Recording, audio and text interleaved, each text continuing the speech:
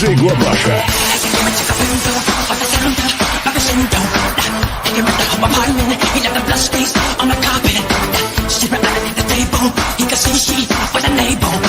So she ran to the bedroom, she was struck down, it was her doom.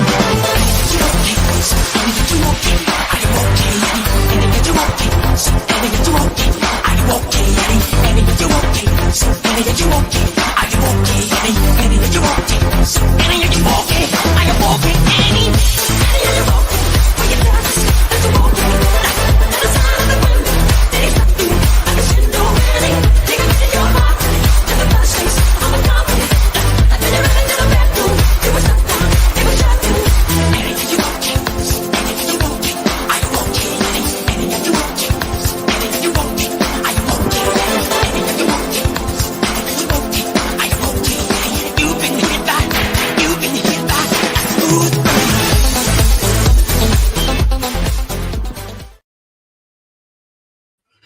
G'day, Groovers. It's a late night sleuths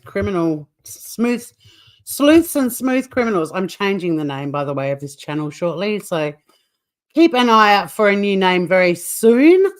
Cement Shoes, we mentioned you too. There was a literacy reference somewhere, and I was like, where's Cement Shoes to enjoy this? Good to see you, Groover. Miss Kay was here bright and early. This is fairly late at night for me. I'm a be in bed by 10 person, and it's 10 o'clock. Quick, Sunny, she's come out from my bedroom and is settling in on the ottoman because that's her bedtime too. So yeah, I'm just going to be covering a story that is, well, it's very active in Australia. It's got everyone gripped who knows about it at the moment because there was a very strange meal served last week, and it's ended up in 3 people being deceased and another one fighting for their life in hospital, requiring a transplant. It's pretty grim, and it involves mushrooms, the Baptist church, small country Australian town. It's got everything, including a suspect. And that's all she is right now. Now, I will be doing a deep dive into this, and we can talk about a bit more about it in detail. This live is really just an introduction to the story, so it can kind of kick off, I guess, a series of sorts. It is definitely bedtime for all of us very soon. So, yeah, I mean, I'll try to engage with chat a little bit, but it's more of the story itself, what we know so far, and we might have another look at the interview. We just had a look at the interview in Batshit with the suspect. So can you get animals back in here too? G'day, Gorge. So I'm going to just play first up. Some of this was in Batshit for those of you who were with Finn and I just before for Batshit. This is the 3rd live I've done today. I'm out of control. So this is the ABC, and they will basically get us up to speed on the story itself, but it's an absolute doozy, that's for sure. 3 people are dead and 1 man is fighting for his life this morning after a suspected mushroom poisoning in South Gippsland in Victoria. Reporter Bridget McArthur headed down to the affected towns yesterday. She joins us now from Melbourne. Bridget, good morning. So how is this small community coping with this huge loss? Yeah, Michael, well, to give some context, Korumburra, where the 4 victims are from, is a really small town, just 5,000 people. So to cope with the sudden death of just 1 person is an enormous loss, let alone 3. And we know that all 4 of those people, speaking to people in the community yesterday, were enormously involved in their community. All 4 were part of the Korumburra Baptist Church as well. Actually, the 1 man who's in a Melbourne hospital at the moment fighting for his life was their pastor. And then one of the women who died on Friday night was his wife, along with her sister that same night. And then on Saturday night, the death of her sister's husband. And so we headed down to the congregation and the church yesterday to speak to a few people there. They had a candle lighting ceremony, and a lot of mourning for the people who have been lost, as well as praying for the pastor who is still fighting for his life. And speaking to one man, he said they had to actually bring in extra chairs. There were about 80 people filling in what was a pretty tiny church, and then heading down the street afterwards. Really, it sounds like everyone either knew the 4 people or knew of them, even the mayor who we spoke to after the service. This is extremely difficult at the moment as we grieve the loss of multiple people at one time. And as I said, people who are very integral, positive, loving people and who give so much to our community. So it is difficult, but I'm confident that those in our community who know the family will get around them and support them as best they can.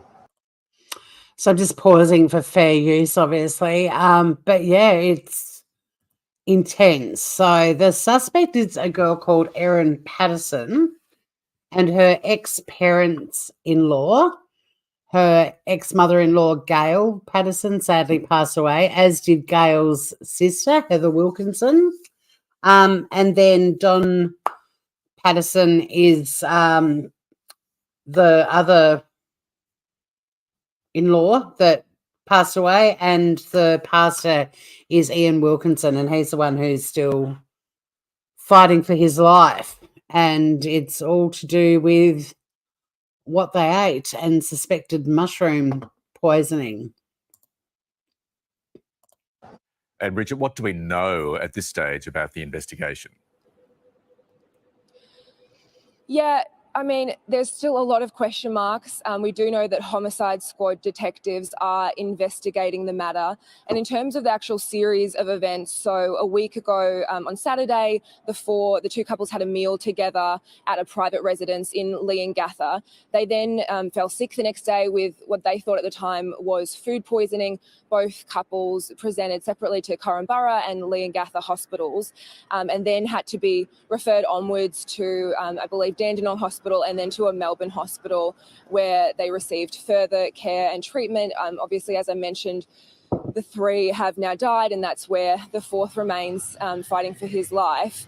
And it is, the Department of Health did say that they suspect that mushrooms were involved, so it is a potential mushroom poisoning.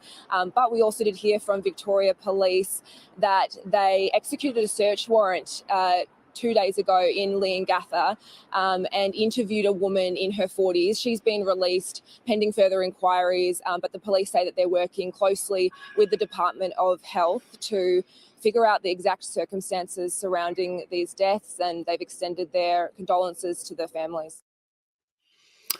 So yeah, it's a pretty sad story, and irrespective of the outcome, it's a really sad story. Like, there's no way around that. Of course, obviously, if it's a murder, it's really bad. It's also potentially giving people ideas, unfortunately. If it's an accident, it's horrible. And then there's a heap of different sort of theories already flying around. As you guys know, though, here on this channel, for now, we just want to look at the facts, and that's what we're going to be focusing on and watch as this story unravels and as the investigation continues. Like, I can see in chat that, once again, because it was brought up during Batshit as well, a post on Facebook by the Sun, but I'm not putting any importance on that for now. It's the speculation's not going to happen on this channel, but there are certainly potential versions of what might have happened that we can certainly look at when we do a deep dive on this in the next day or so. If it won't be tomorrow, it'll be on the weekend.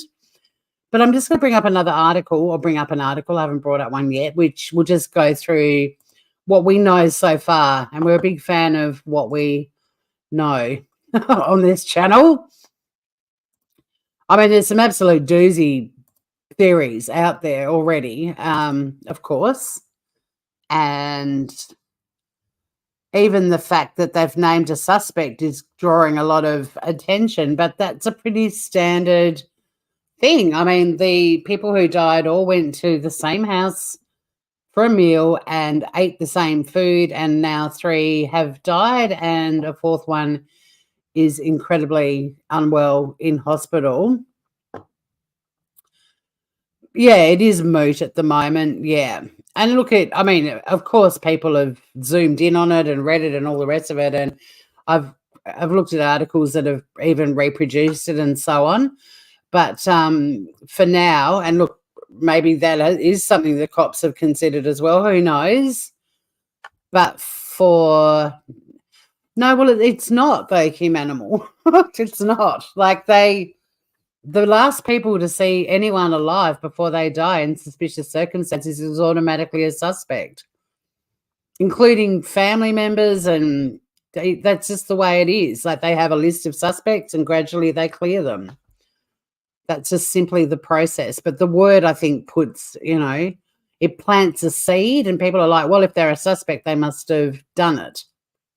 But there are millions of people walking around on the planet right now that have never committed a crime who at some point in their lives were suspects because they were the last people to see somebody alive before a tragic death. Well, she was named because it's where the meal was as well. So, yeah, no, they use the word suspect. It's not that suspect. It's pretty standard. And like I said, at the start of an investigation, the list of suspects is huge. And then they gradually start ruling all the suspects out. They've got an alibi, whatever it might be. But there was no way this woman wasn't going to be under scrutiny by the media as well, because it was her home. Presumably, she prepared the meal, and now 3 people are dead. Yeah, you've been a suspect? Exactly. You worked in a bottle shop years ago. The locals who are usually critical, and yeah, Aussie Tad lives very close to this, by the way, very familiar with the area. I'm getting a lot of really great information in terms of just getting my head around where it all happened and all of that sort of stuff. But Aussie has been very upfront with me that this is a community where you've got those sort of classic Australian gossips, and there just isn't gossip flying around. The locals are all kind of clueless about it. So, yeah, they're waiting for evidence, like Aussie Tad says, surprisingly non-judgmental for that town. She mustn't have many enemies in town. So what we know so far... your fingerprints are on the bottle. So, yeah, see, humanimal Miss K was a suspect. Nothing dodgy about it. But it sounds it. I get that. So here's what we know. It's a really nice house, hey? Like, look at that yummy sort of outdoor area there. Very neat and tidy home. What do they call these sorts of homes? Storybook homes. So Erin Patterson is the one who hosted the lunch on Saturday in Leongatha in Victoria's East, and they all gathered there for lunch at that home. 4 people shared a meal. Now 3 are dead and the other one's fighting for his life. No charges have been laid yet, but the woman who cooked the meal, so that has been confirmed, presumably, by the cops. 48-year-old Erin Patterson remains a suspect. So, yeah, I mean, you've got potential mushroom poisoning, killing people. She prepared the meal. She's naturally going to be number 1 on the suspect list. So Saturday, July the 29th is when they all gathered. In attendance, we had Ms. Patterson and her 2 kids. And then we had Heather and Ian Wilkinson. Ian Wilkinson's the one who's fighting for his life. Gail and Don Patterson were her ex-mother and father-in-law. And she and her children did not eat the meal. So there's pretty sad. It's so sad. And Gail and Heather, 2 of the victims, were sisters as well. Hey, Mel Matt, good to see you. So anyway, these are 2 that have passed away, Don and Gail. And they were all part of the Baptist church as well. So just I'll move down to the other 2. So that's Heather Wilkinson on the left, who sadly passed away as well. She was 66. And Ian on the right is the pastor of the Baptist church, and he's the one that's still alive, but in a fair bit of strife. And then Don and Gail were both 70. Well, here's the bit of background as well. Gail Patterson was the sister of Ms. Wilkinson and the mother-in-law of Erin. Erin separated from her ex-husband, and police have said their relationship was amicable. After leaving the lunch, the Wilkinsons and Pattersons began developing what felt like food poisoning, and that continued on that night and the next morning. And I think on the left, Heather, I think, was the first one to die. She died on August the 4th. So, and this is like, by the way, 2 weekends ago as well. And there's not a lot of, that was something that Aussie Tad pointed out, like there's not a lot of talk, like it's, it was kind of relatively unknown from what Aussie Tad was saying. It is a strange story, Cement Shoes. It's very, very strange. So, yes, Heather Wilkinson and also her sister, they both died on Friday, the 4th of August, last Friday, and the meal was the week before, the Friday prior. Mr. Patterson died on the Saturday, and Mr. Wilkinson's the one in critical condition, still in hospital. But they displayed symptoms of having consumed the highly poisonous death cap mushroom, which is responsible for 9 out of 10 mushroom deaths globally. Wow. 9 out of 10. But I wonder how many mushroom deaths total there are per year worldwide. I wonder if I've got a bit more data on this other story I've just opened. I'm just quickly scrolling. So this is another article, and there's a Dr. Moore. Dr. Greg Moore, a plant scientist from the University of Melbourne, and he's chatting about foraging and stuff. But he says mushroom poisoning deaths aren't common in Australia, but they do happen from time to time. Every 5 years or so, someone will eat one of the death caps and they'll get seriously ill and sometimes die, and it's often first-time foragers. I mean, even if you just touch them and you don't eat them and you don't wash your hands after touching them, they can be potentially fatal. But I wondered if this article might have had some stats about global deaths, but it doesn't. So back to here. So Erin was interviewed, and we're going to play her interview shortly. Now, we were being quite critical of the interview during Batshit, but you do have to bear in mind that the interview was done on the weekend just gone. So it had been over a week since this has happened, but admittedly there had been deaths the night before, but she'd had a week, I guess, of coming to terms with what was going on. But it's an interesting interview, that's for sure. She does remain a suspect because she served the meal and didn't display any symptoms of illness, but the cops are keeping an open mind. It may be very innocent, but again, we just don't know. So this is Erin, the former daughter-in-law who prepared the deadly meal. Yeah, here we go. 10,000 illnesses and 100 deaths per year from death caps. Oh, but I wanted mushroom deaths total. Can you find that figure out too? Because then if there's 100 deaths per year, and what did they say? 9 out of every 10 are death caps. So it'd only be a bit over 100 then, like 110 globally per year, and 3 in one after one meal in Australia. And I'm touch wood that Ian Wilkinson recovers. The poor man who's lost his wife and his sister-in-law, brother-in-law.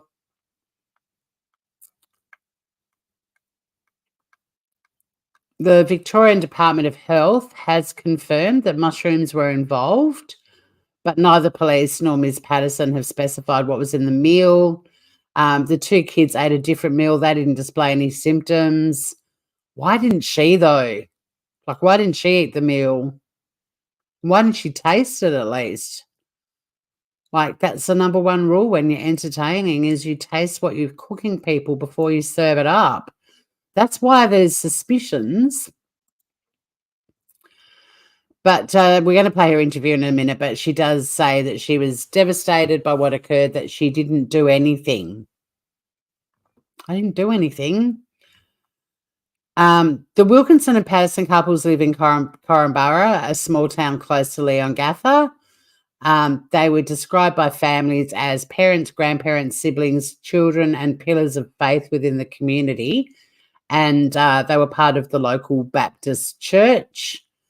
There's been an outpouring of grief from the community, especially the Baptist congregation, understandably. Mr. Wilkinson also worked as a handyman. He was the pastor at the local nursing home. And his wife and the Pattersons, they were all teachers. They all worked at schools. So very entrenched in the community. And the Pattersons also ran the local paper, the Borough Flyer, and they handed over the editorship to Erin Patterson about 5 years ago. Corumburra resident Lee Spall said Mr. Patterson taught his children while Mr. Wilkinson buried his parents and sister when they died. It's a town where everyone knows everyone. Same as Leongatha, all these small towns, they all pull together. I don't think there'd be any person in this town who wouldn't be feeling grief at the moment. And there's a little video about mushroom danger, but we're not going to look at that. Oh, bless you, Aussie. It's your bedtime and you're doing research. Hey, Lindy Lou. It won't be a really long live. This is really just to go through this really fascinating and terribly sad story. And then, mushroom foragers are warned of the risks amid this incident. And there's been so many articles about that because, the whole foodie culture and foraging. I've got a friend down here who's an incredible chef and he does foraging tours. And I also belong to a mushroom foraging Facebook group, and people just post mushroom pictures all the time. And they're like, are these okay? And there are people and they're going, nope, definitely not. It's very rare that they're like, yeah, no worries, eat that. So, there's already so many warnings going out just saying to people, just please, don't just think it's okay to eat the mushrooms.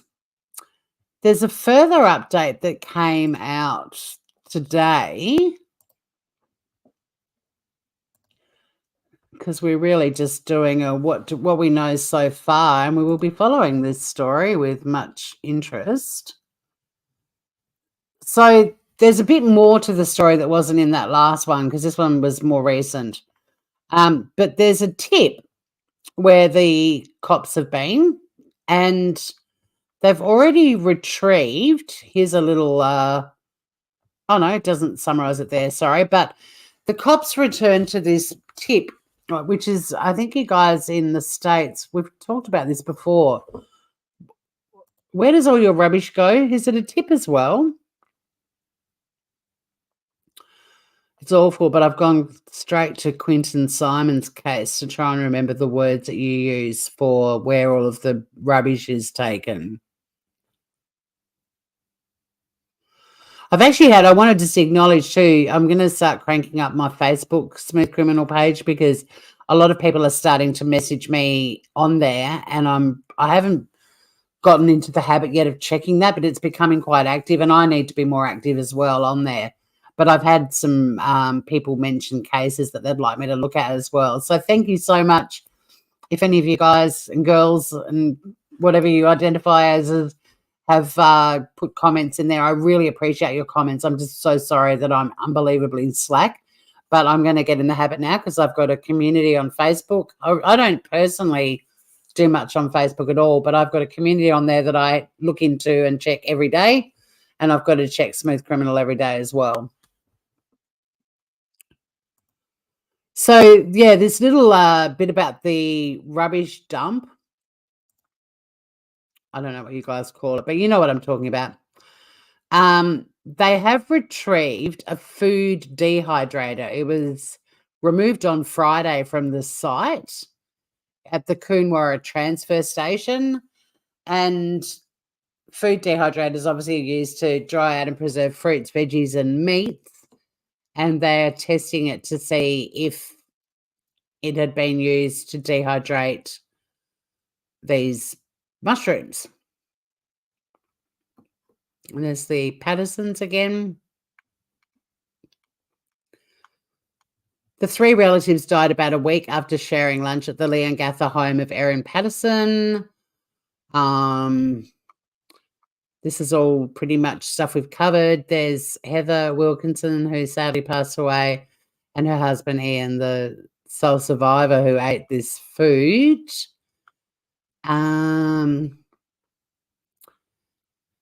Where's this Humanimal still floating around? I'll just quote the cops for Humanimal. On Monday, Detective Inspector Dean Thomas said Erin Patterson remained a suspect in the investigation because she had served the meal, but he added it could be very innocent. We just don't know. Shortly afterwards, and we're about to play this interview, Erin Patterson said she was devastated and didn't do anything. My own children have lost their grandmother, she said on Monday. I can't believe that this happened, and I'm so sorry they've lost their lives. Well, grandmother and grandfather and great aunt. And then a little bit about the victims. Glenda and Richard Godfrey were neighbours of Heather and Ian Wilkinson for 25 years. Everyone's reeling from the deaths. They're devastated. Ian and Heather were soulmates. They did everything together. So, yeah, for Ian, if he does survive this and Heather's gone, it's just awful. Miss Godfrey said the couple provided support to her after she suffered a stroke. They were the most sweetest people I've ever met. Just nice people. They were just lovely. I had a lot of time for them. Fran Grimes says church communities around the area supporting each other through the tragedy, and there's Fran.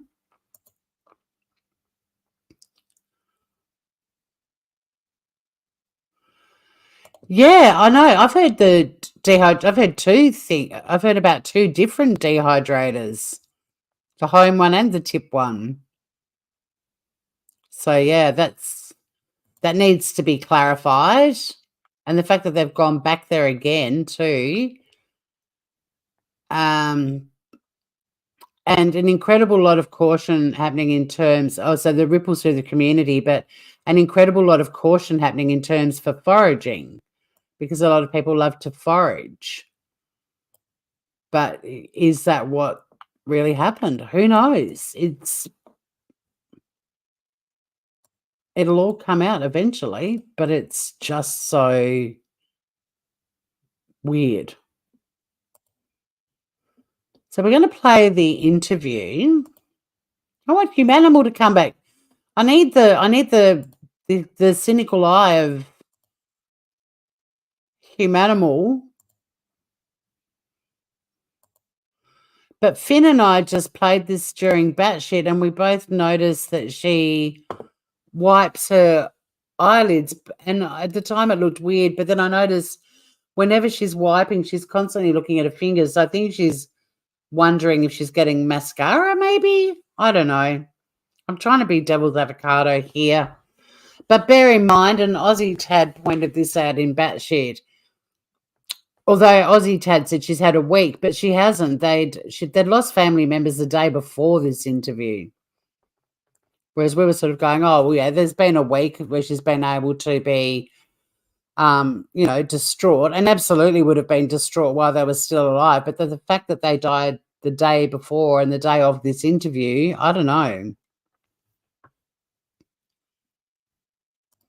It's not mushroom season at the moment, but they can be tricky, and we've had wet and sunshine a bit.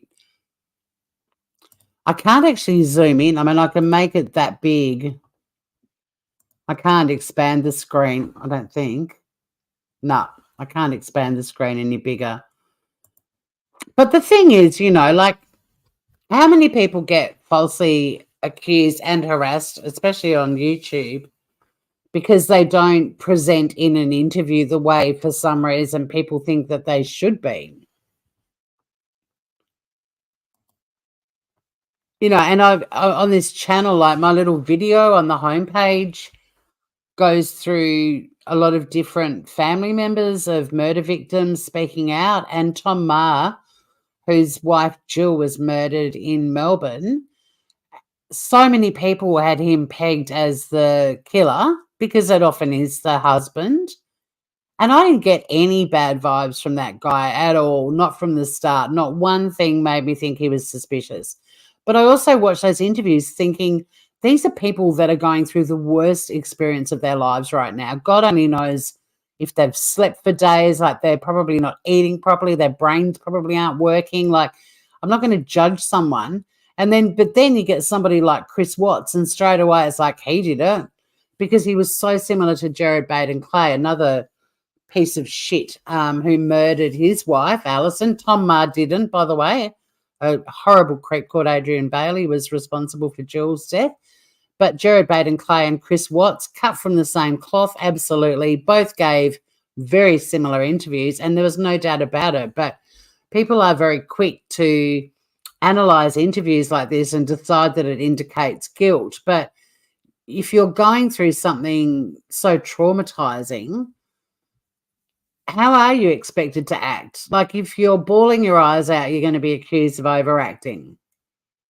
If you're a Lindy Chamberlain and you're composed and you don't cry, and to me, she often just looked absolutely gobsmacked, and also I sensed guilt, like in terms of guilt for taking this baby camping, even though they'd taken their other children camping when they were as young as well, then she was criticised.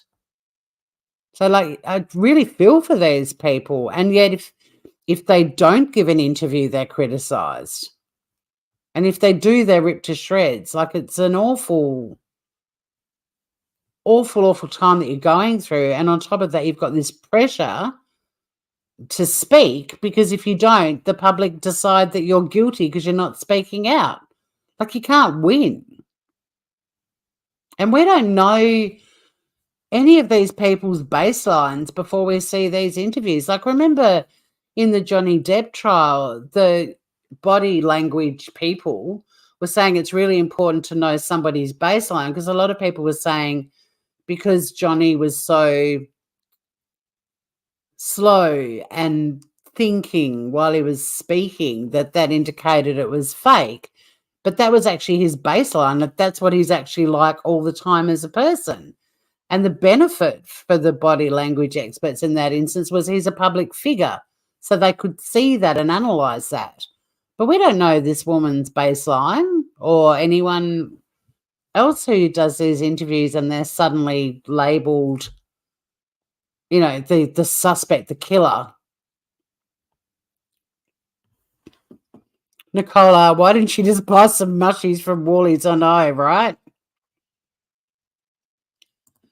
That's my concern. Happy to throw the book at her if evidence shows she planned this and tried to cover it up. Absolutely, and we will, for sure. But yeah, if she's innocent, she's going to be she's in a living hell at the moment, for sure. And yeah, she's got kids to try to live on for. Like, there's no great outcome here. There just isn't. But we'll just have a little listen to this and just bear in mind what I've just been chatting about. That, you know, I mean, Shane Carey's another one that was just, I watched YouTube just because it wasn't that long after Chris Watts, but everyone was just, he did it, because he didn't act whatever way all these people deemed he should have been acting. He won't be having lunch with her. No. Something went terribly wrong, that's for sure. Good line though, Miss K.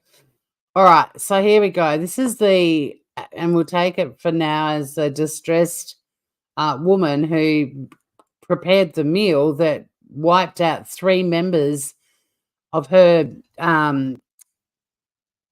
family by marriage and her ex-husband's immediate family. It's a tragedy what's happened. Can you tell us about the meal that you cooked? I'm so devastated by what's happened, by the loss of Don.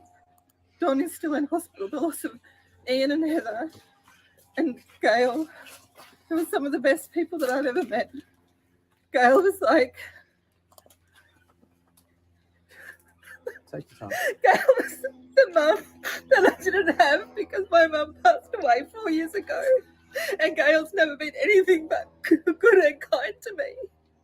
And Ian and Heather were some of the best people I've ever met. They never did anything wrong to me, and I'm so devastated about what's happened. Can you tell us And a the bit? loss to the community and to the families and to my own children who've lost their grandmother. Can you tell us a bit more about the lunch? What I can tell you is that I just can't fathom what has happened. I just can't fathom what has happened. That Ian and Heather have lost their lives, and Gail has lost her life, and Donna's still in hospital. And I pray that he pulls through because my children love him. And you must be pretty shaken up by this as well. Wait, is it Don who's still? I thought it was Ian who's still in hospital. Oh, maybe, sorry, no, Don hadn't died yet. Okay, sorry.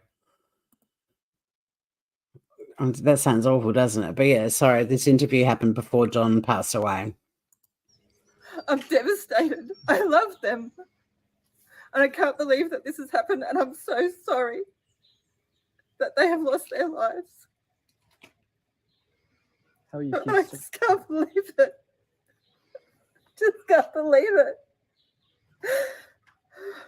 Can you tell us where the mushrooms came from?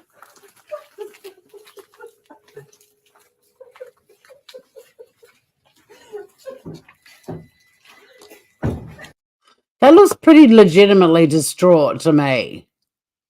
Then I come back to chat. I think she's a liar.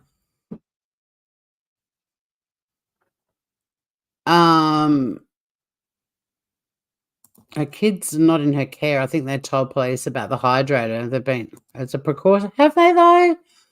I don't know, Miss K. Like again, until there's stuff like that in print somewhere for me to read. There's so many rumors flying around about it. But Don didn't die until the Sunday, and this interview was on the 4th, which was the Saturday. I think Don died on the 6th. Let me get back to the article and I can confirm it.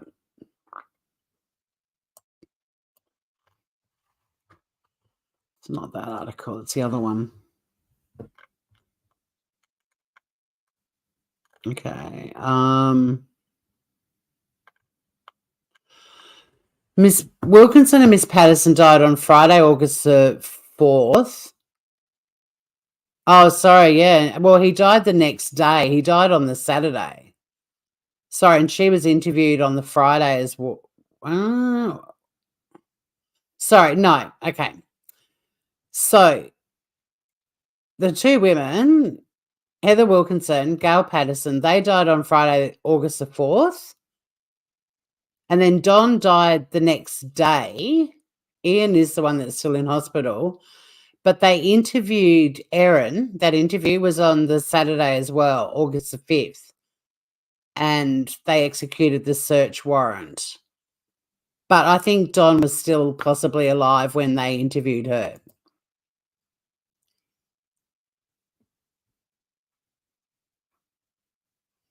One of her kids is an adult, so they wouldn't be exactly Aussie Tad. Your local info is really handy. I know he did cement shoes. And it's still a terribly sad thing. I just feel that we can't judge people too quickly. Like, I mean, if she did it and we rewatch this, we'll be like, the signs were there. But the reality is, two of the people she's had a week of all 4 people that went to her house for lunch the previous Friday in hospital and clearly going downhill in that period of time, and then passing away, 2 of them the day before this interview, the third one possibly after she did this interview, because she refers to him as still being alive. Or did she mention that Ian had died? Might rewind that, actually. Let's go back. Because, yeah, she might have just got it confused. But, like, I don't know. How would you be, really? Less than 24 hours later, like after 2 of the people that you fed this meal to have died, after a week of getting updates and so on from the hospital, and they're not getting better. I don't know how you're going to act. Josie, hi. We're just covering the background of a story that's like happening as we speak in Australia. And then we'll do some deep dive discussions and stuff very soon.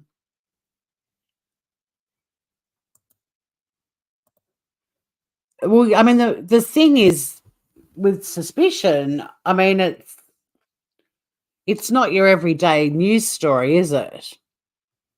So you kind of automatically, you're like, what the? But then even just the little bit of information that's coming out of the communities about the people who've died, like, none of them sound like people that had enemies, like they were all really loving, caring, heavily involved in the community, did really beautiful things for the community, were really good to their neighbors. I mean, one of them was the pastor, or he's still alive, the pastor of the local Baptist church. Like, it's not like there's witnesses all going, oh, well, they were a pack of mongrels and they were always fighting with people. You know what I mean? Like, what's the motive here?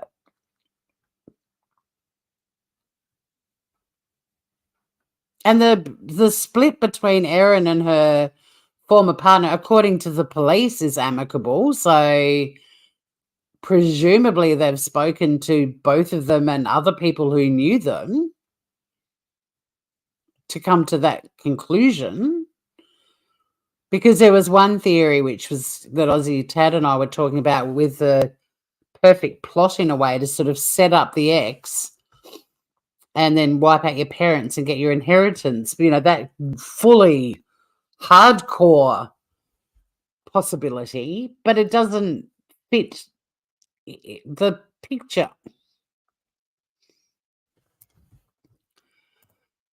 Yeah, I don't think she'd be getting much sleep either. Lindy Chamberlain, boy, did she cop a heart. Absolutely. But then if she'd been bawling her eyes out, everyone would have said she was overacting, and then if she just acted composed because she'd been sedated and she was able to put a sentence together, she'd be criticized for that. And I always go back to when I did breakfast radio. Like, we used to go out and about with a microphone and interview people, and we were a radio station. It was audio. We didn't use footage of people. There were no videos. It was just recording their voices.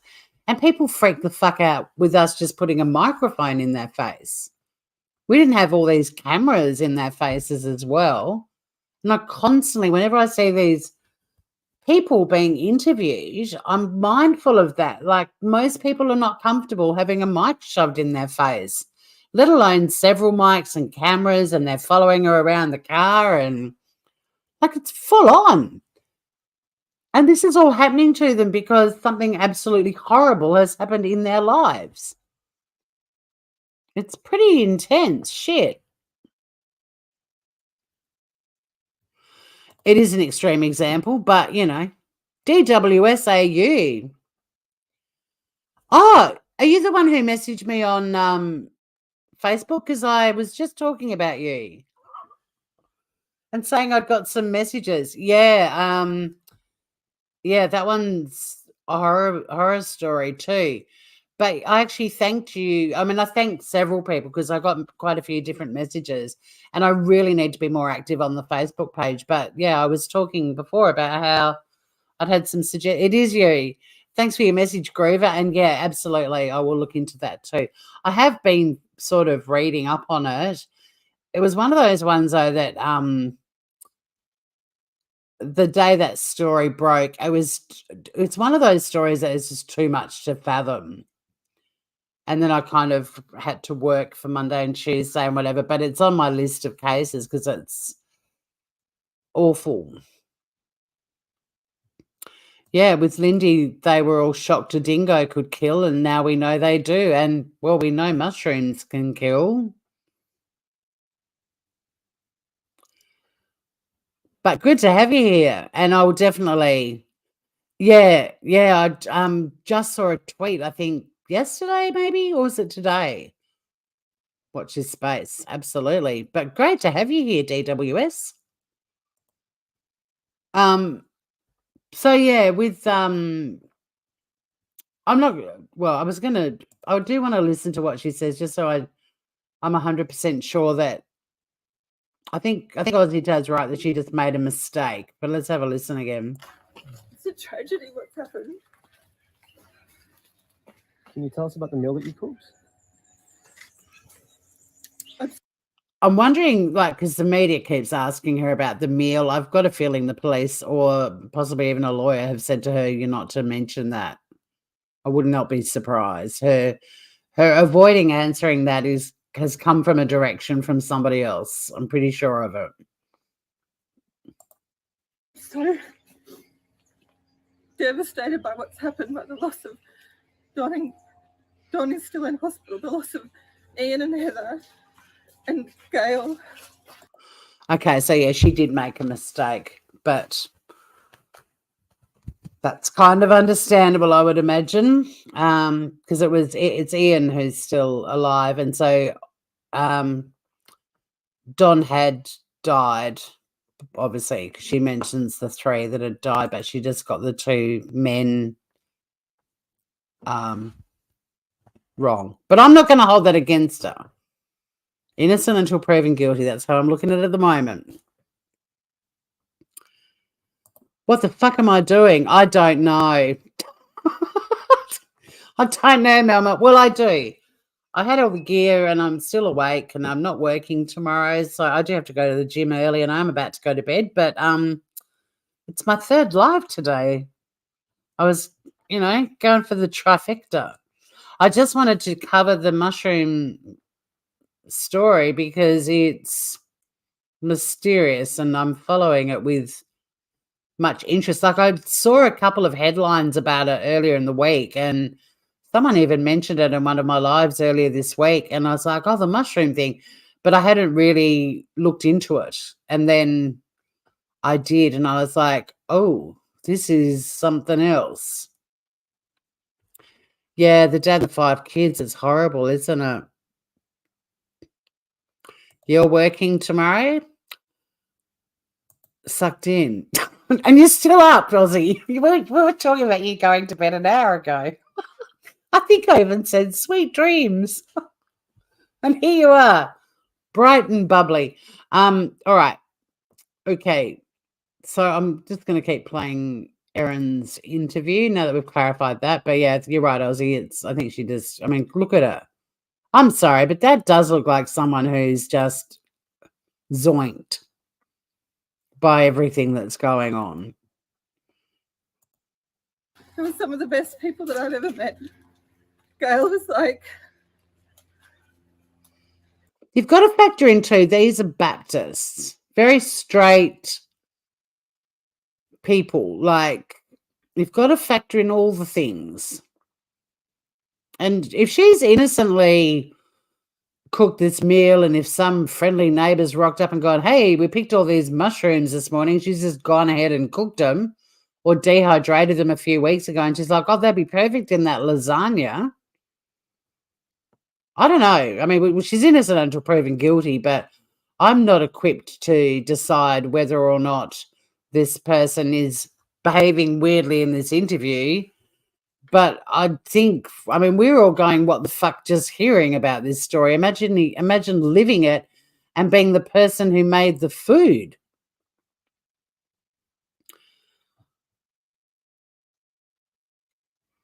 It's so sad, DWS.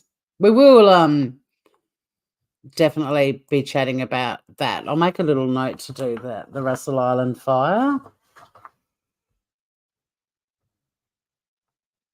It's terribly sad. The kids are tiny kids. And that poor woman, like, lost everything that she loved. Everyone. And no, we the same about the mushrooms, but yeah, I mean, we don't know. I've got a feeling this is a story where the plot is going to continue to thicken. All right, back to Erin.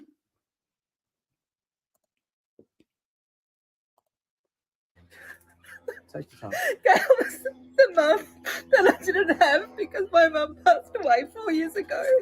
And Gail's never been anything but good and kind to me.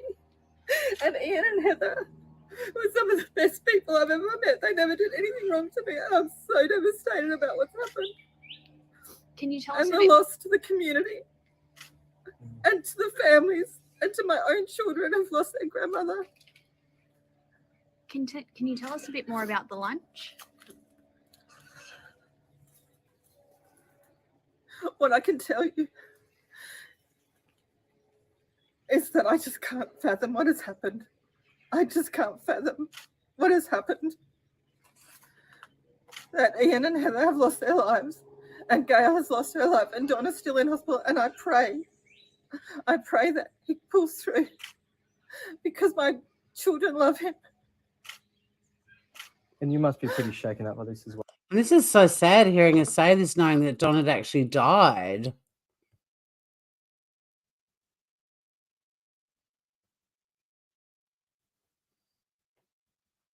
Like, it's so weird.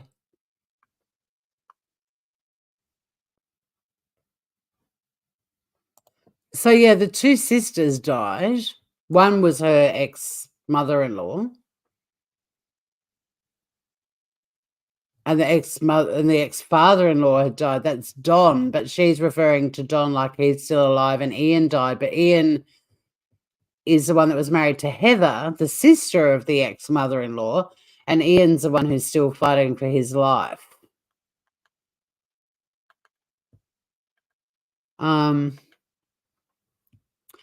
But again, I mean, we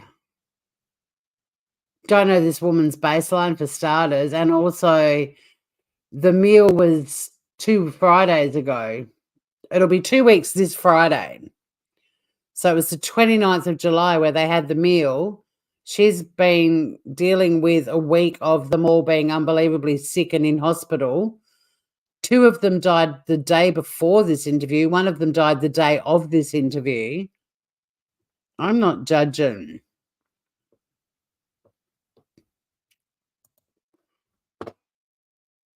Well, I'm devastated. I love them. And I can't believe that this has happened. And I'm so sorry that they have lost their lives. how are you I kids? just can't believe it. Just can't believe it. Can you tell us where the mushrooms came from?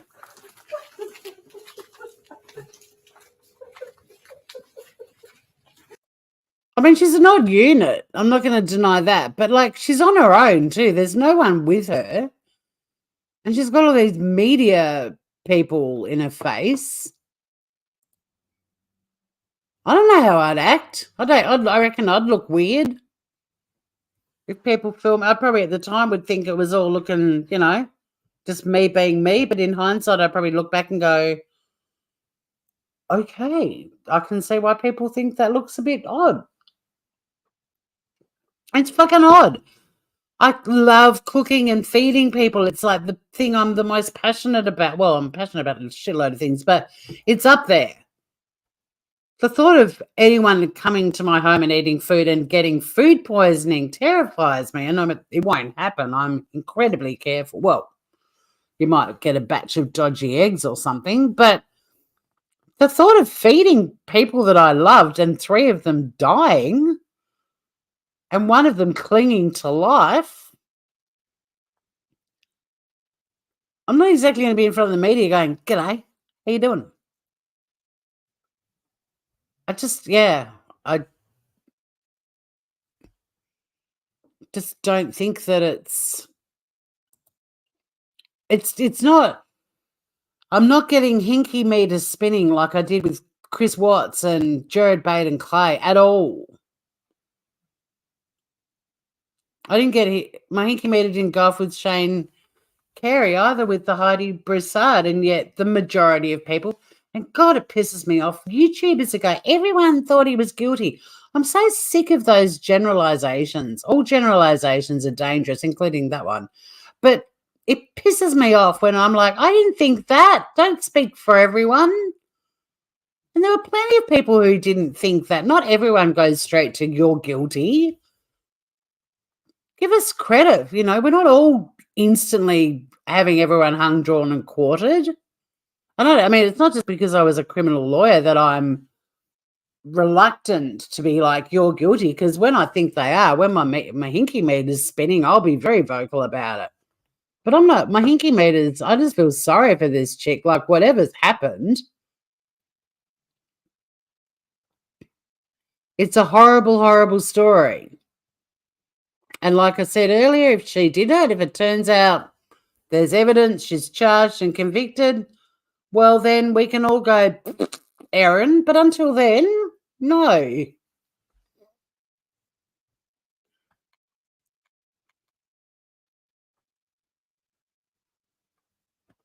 Yeah, because the juiciest theory out there is an inheritance one. I mean, it's a doozy of a theory. I grew up in the city. We knew you got to be careful with wild mushrooms. You sure do. Yeah, Jared, gross. Yep. DWS was taught well too. We had mushrooms everywhere growing. I get mushrooms on my block all the time. I haven't eaten one, not one, but I haven't had any of the sort of what in Tassie we call them like the Swiss browns, the big round flat brown ones.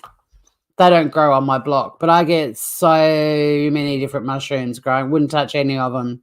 I just go, oh look, a little mushroom. Well, I think there is something off with her too, but I think just knowing what we know so far, I think, yeah, off. And I'm not pinpointing anyone saying they think she's guilty. I just, it's just interesting, isn't it, when we get to see a video, how quickly everyone's like, that's odd behavior, that's a bit weird. But it's kind of like, well, the story's fucking horrible. I'd be weird as fuck. And I've got media training.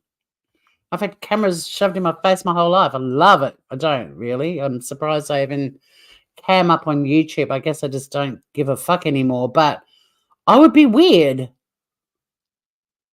I gave the eulogy at my dad's funeral. It was a state funeral and it was televised, and I was so nervous about it.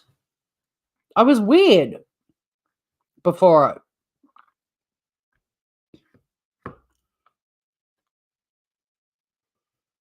You think she's freaked out? Yeah, if she's done it, we'll throw stones for sure.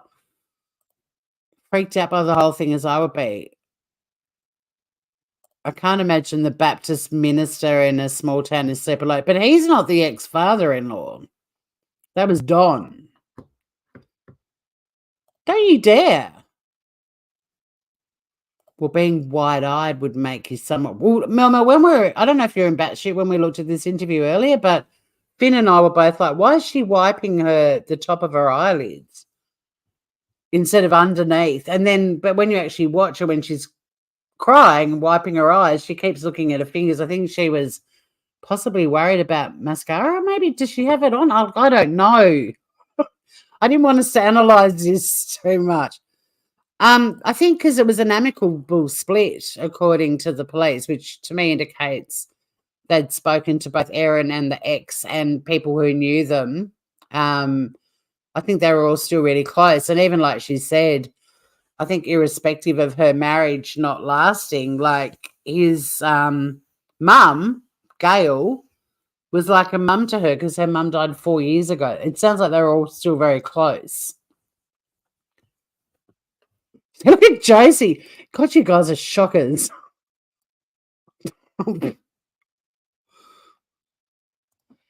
I'm usually super suspicious, but the fact the locals don't seem to be attacking her makes me a bit less keen to pile on. And yeah, guys, you've got to remember, Ozzy lives in this hood nearby. I'm not doxing her, but Ozzy is there on the ground reporting. No, I'm kidding. You're not going to ever be asked to come up and be on the spot. Ozzy lives near there. Ozzy knows the community, and it's a community of gossips normally. Sit with you. I'm sitting with you. You all need to sit with Ozzy. Yeah, I know, Melmo. It's cool, huh? But Ozzy's like, there's not the usual small town rumors and gossip flying around. That most people didn't even know about it. It wasn't like a known thing. I think, what did you say, Ozzy? Until it started being reported in the media this week, no one had talked about it. No one knew about it. I mean, obviously, presumably, close family and friends would have known they were all in hospital.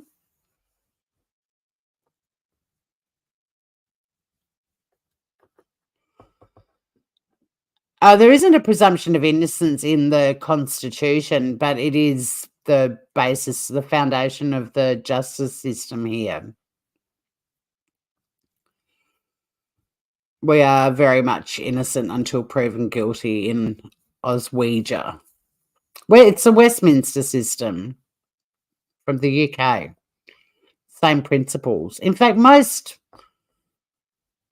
all democratic countries have the presumption of innocence. Others, I'm not speaking on them. I've lived and travelled to many countries where I don't think innocence even comes into the equation, really. We don't know who the dehydrator was, and there's also, I'll take this off the screen because I feel like we've ripped poor Erin to shreds enough for now. It's just you just slide into that sort of looking for things that are suspicious. But the thing I've learned following true crime over the years is I've never seen, apart from Jared Baden Clay and Chris Watts, both of their interviews were eerily similar. Everyone acts differently. There was no gossip. Did you hear a load of people are in hospital from food poisoning? No one I know. Yeah. When it hit the news, I guess. Yeah, exactly. I know, isn't it hilarious, Mel? Hey, SRB, good morning. All the locals I know hadn't heard a word about people even being sick till it hit the news. People had died. See, and that's why it's an interesting story, because there's all that small town stuff, and then to lose the 3 people that worked at the school. You've got the pastor who's incredibly unwell, and fingers, touch wood, he pulls through. It's a chunk of those sort of older members of the community that was so valued and such a part of it, and great contributors to it. And then you've got the Baptist church component for all the Baptists in the area, like the pastor being one of the 4 and the only survivor. It's all just, it could be a movie one day. It probably will be.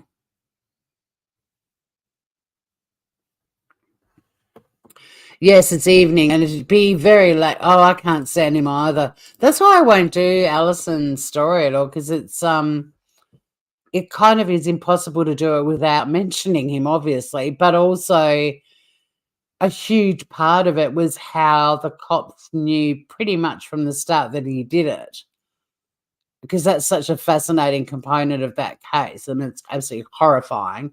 But just how narcissistic he was and how he thought that he didn't have a hope in hell of anyone thinking he did it, just like Chris Watts. So similar.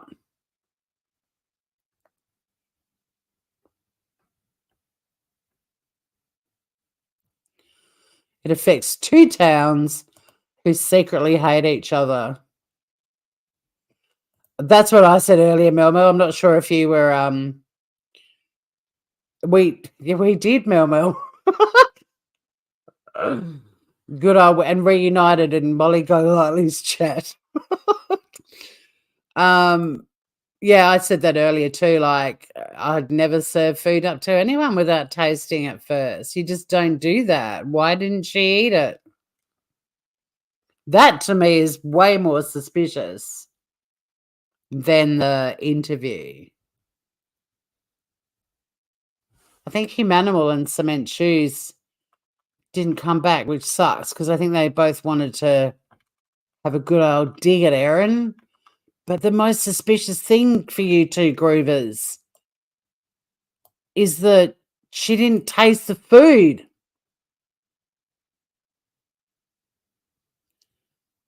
She was good for something, MGL. My live I did earlier where oh my God, Mel, you'll be so proud of me. You only need to watch like a minute of it. You don't have to watch the whole thing.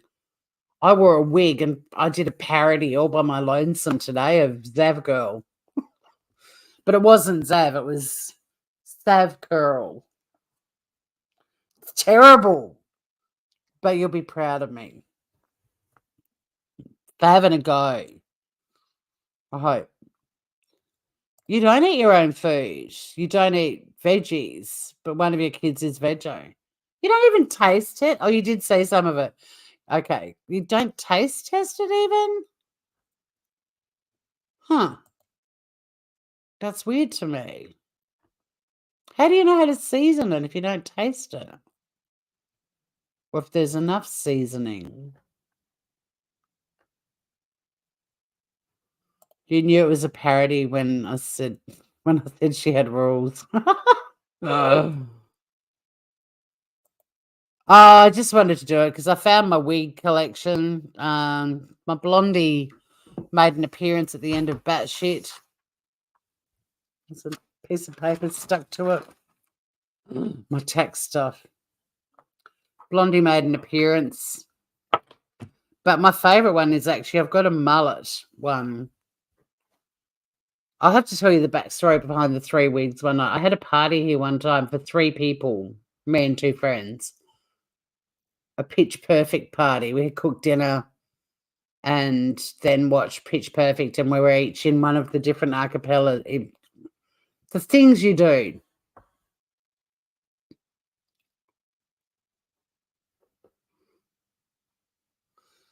Night, night. Oh, Ninny, I have to go to bed. Good night, Ninny. Was like, Tori ain't gonna humour, no friggin' rules. This is gonna be good. Well, what I wanted to do, and I couldn't get it to work without there being the worst feedback imaginable, but I'd set it up so that there was going to be me and also me live on the phone. And I tried it in both directions. So I set it up as Smooth Criminal with Zav calling in, or Sav, on my phone. Like, I sent the StreamYard link to my messenger on my phone, and there was awful feedback. So then I did it the other way. Like, I basically hosted it on my phone and used StreamYard. But both ways, I couldn't get it to work because what I wanted to do was have the 2 different circles when I was talking and when she was. But the camera was going to be on her and I was just going to have my avatar. And I couldn't get it to work. So then I had to, like, quickly work out what I could do. And I'm like, okay, she's got rules. I'm not allowed to interview her. She's just got my platform. Bang, here you go. But it still trapped a few. I mean, I laughed at as soon as I came up looking like a fucking idiot, my numbers dropped by 50%. Just like that. Gone. It was hilarious. It's like, you fell for my clickbait and now you're disappointed. You fucking idiots is what I call them. It made me laugh. We sure do. We entertain the small masses. Oh, really? It made you laugh that much? Well, thank you, but I don't think it warranted. I mean, it was ad-libbed too. That's probably the thing I'm proud of, was I did come out with a couple of lines at the time and I was like, that's actually great. You're a really good bullshitter. My brain was ticking over. I was like, yeah, actually that line was kind of funny. Like, I don't have a dog, do I? And I was like, oh, well, I had a dog. I thought that was gold. The Jonathan Lee Rich is the budgerigar. I think that was quite a good bit. Anyway, the chair rolling. Yeah. Wee. Look, I just want it to be vague and weird and odd so that everything that Sav Curl said about Zav Girl is like exactly the same. But I made it all up on the spot. I didn't have a back. Originally, I was going to be Zav. And then I realized I couldn't do her voice. So then I kind of decided to set it all up like her, but invent a new character. You haven't, Mel? You've got Natasha and, well, after that, I mean, to be honest, after my Sav Curl, I reckon I could have about 20 YouTubers come in after me because I had a go at Brian St. John, Molly Golightly, Laura, Mommy Ramblings, Natasha, 10 to Life, Zav, Jonathan Lee Riches, Bullhorn Betty. I made a small penis joke, including the glarer. There's 10. And there's probably more. Makeup Mobster, did I mention her? Like, there were a lot. There were a lot. So I'll see you in court. They're going to love yours. Yours was funny. And like the brilliance of yours is your punchline was it's true. I know. The background, yeah, I might end with that just for the hell of it. I mean, here we are talking about the murder mystery mushroom weird story. I turned it off because I think Cement Shoes was worried it was going to give people a stroke. There's time for more, SRB. Don't worry, I didn't cover them all. You're doing a karaoke night next. Awesome. With the two of them again. Brilliant.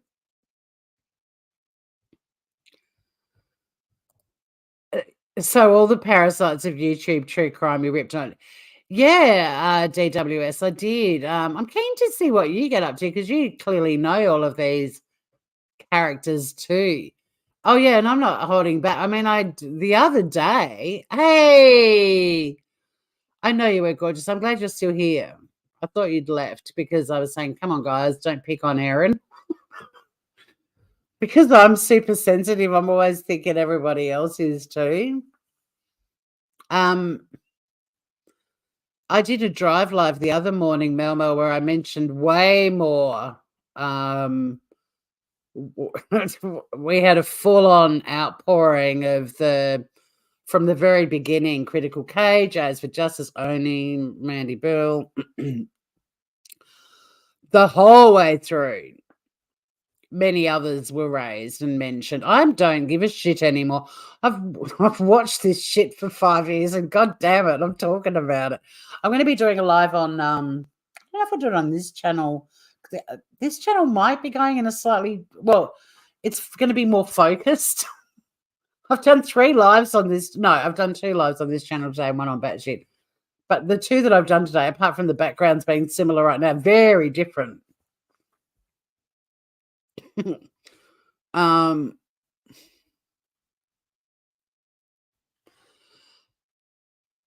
Oh, if I could do a JLR impersonation. I mean, in my live today, JLR was actually a budgie. But I'm not going to, if you haven't seen it, you'll need to watch to see what happens. That was probably one of my favourite bits. Well, I know you are, Groover. But yeah, I don't know why. I've just started speaking out. I mean, BX Beast Boy was live the other morning saying that Truthy Magoo and Morbid are the same people, and I went live to say, no, they're not, you dickhead. I don't give a shit anymore. Bring it on. I'm Sav Curl. Peace. Peace, love, and happiness. Whee! Ah.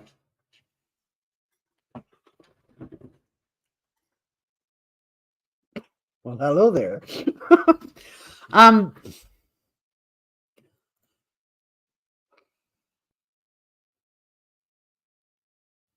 Oh, you subbed to my cooking channel.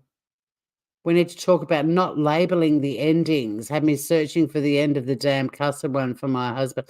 Yeah, I haven't cooked for a while because it's such a pain in the ass setting it up. It really is. Like, I've got to take this background off. It's bugging me now. Now I'm having a stroke, Cement. Here we go. Oh, that one. Whee! None, thank you. I hate this one. I have so many meetings with people and professional work meetings, and they have this one, and I just no, I can't. And you can still see way more in mine. Like when my colleagues do it, it's very blurred, and you just sort of see when you do this on StreamYard, your finger makes certain things appear. See, look at the painting. See her there? There. Anyway, I don't like that kind of blurred one. All right.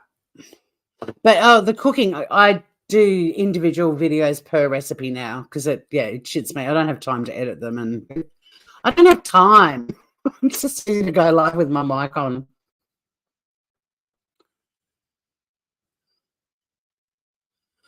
Oh, I know. But I love that he loves a cat. I always look for something good in people. And the fact that he's so besotted with his little cat, I'm like, men that like cats, it doesn't make me go, oh, wow, that's hot. Because, I mean, there are some men with cats, and I'm like, that's fucking hot. Not with JLR ever, never, ever. In a million years. But he adores that little floof. So, as long as Fabio isn't walking past you naked, it's fine. Man, I originally started following YouTube true crime channels because I've been fascinated by true crime since I was a kid. Thought it would be informative, but it's mostly grifting. Oh, my God, you're just one of us, DWS. And the AU too. It's like, yes. Unless it's AU for Austria. No, I know it's not. But I will do that one. But yeah, I'm really keen to chat more with you for sure. Because YouTube true crime. Don't get me wrong, there are some channels that I think are fantastic true crime channels, but I'm talking Mike from that chapter. I think in terms of the creators who go live covering things I think Grizzly True Crime's a really good one. Emily D. Baker is, but she's too loud and shouty and in my face. I like Peace. I like Peter Tragos because he gives me the information I need in 5 minutes. Like he does these snappy little things, and I'm like, thank you, Pete. That quick little coffee that lawyers have to go, what section of the act covers this? And the other one's like, blah, blah, blah. Of course it is. Thanks, mate. Can you remember any precedents? Yeah, this case and this case. Awesome. See ya. That's how lawyers operate in the real world. And I like Pete Tragos because he does those little snippets. And I'm just like, that's what I needed, that bit of legislation. Thanks, Groover. Yeah, there are some good ones for sure. Oh, aren't they amazing? Yeah, what did you call it? Soul food. My carrot soup and onion bread. They were more yum. You and SRB were orphaned from some grifting channels as well. Well, one day you might feel comfortable opening up from whence you came. Oh, Bullhorn Betty got a reaming in my live earlier too. Did I mention her? They all got a, not all of them. Yeah, Alex and Jen Lou doing the court hearings are great. They're going to be great doing that Sarah Boone one for sure.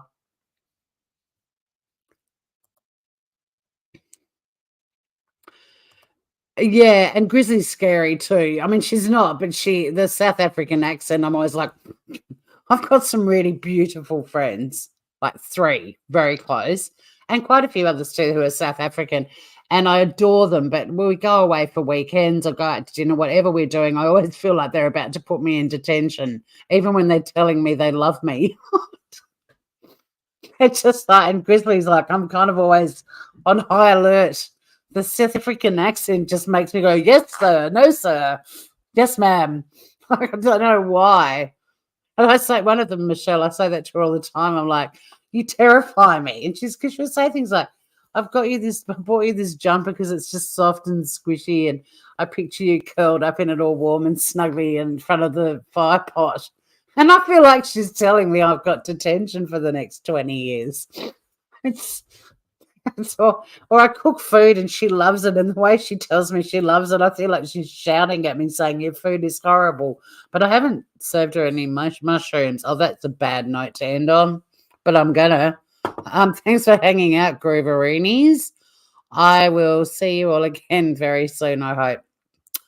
Hit the like button on your way out. It's definitely my bedtime. It's good night from me, and it's good night from her. Sunny says g'day to all of you groovers, and we'll see you all again really soon, I hope. Take care.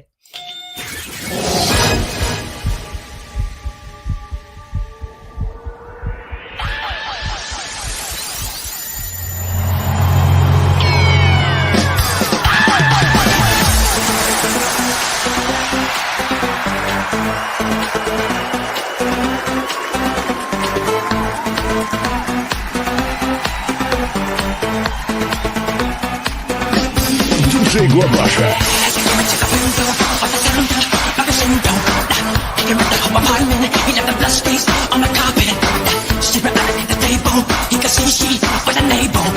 So she ran to the bedroom, she was struck down, it was her doom.